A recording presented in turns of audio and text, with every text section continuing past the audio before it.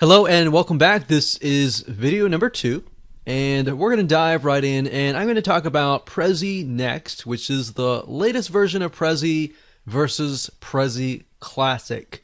So as of now of making this video course, you can either make your Prezi Classic videos or Prezi Next.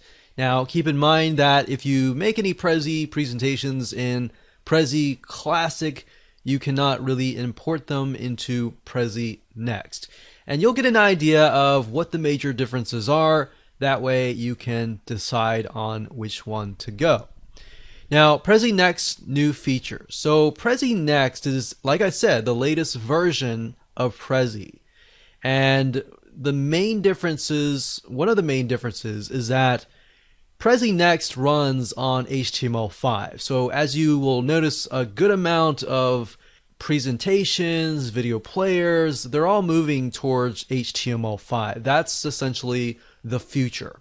While on the other hand, Classic Prezi runs on Adobe Flash. So as you know, certain browsers as of now, they have literally gotten rid of playing Adobe Flash, because many people consider it to be unsafe and prone to performance issues. So that's the big thing. And other than that, frames, for example, which will make more sense when I dive in, are hidden until you're ready to show them. You can use fade in or fade out animations, which allow you to manually hide content until you're actually ready to show them.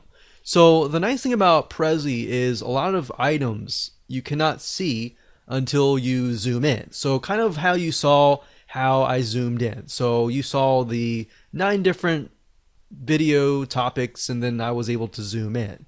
So that's the nice thing about Prezi compared to PowerPoint, is with PowerPoint you can't really do that, but with Prezi you can. And you can do so much more, which I'll show you in just a minute.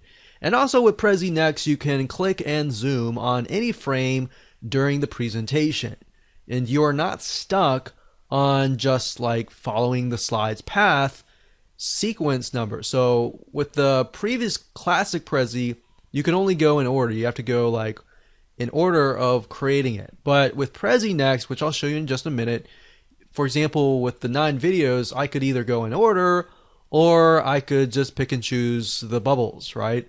So that's the main difference, is you're not stuck on having to follow step 1, step 2, step 3, step 4. And what that allows you to do is it allows you to create a more engaging presentation. So that way, let's say, for example, you're doing a webinar or you're doing a presentation or a sales presentation, you can pick and choose which circles that you want to go into. And you can skip some, you don't even have to go in order. So that's what makes it more interactive. Does that make sense? So it provides analytics also by showing how many people viewed your presentation, who they shared it with, and which parts interest them most. That's amazing because you were not able to do that in the original Classic Prezi. Plus, as you will see in a minute, there is a cleaner, slicker look with subtopics and pages. As far as setting things up, the structure is just a lot more cleaner. Everything is structured properly, and it's just a lot easier as far as usability goes.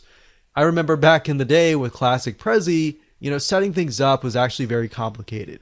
Once you set things up, it looked really nice, but to get to that point, you literally would have to sit there for hours setting up a Prezi. So nowadays, setting up a Prezi with Prezi Next is just so much easier. With that said, let's move on to video number 3.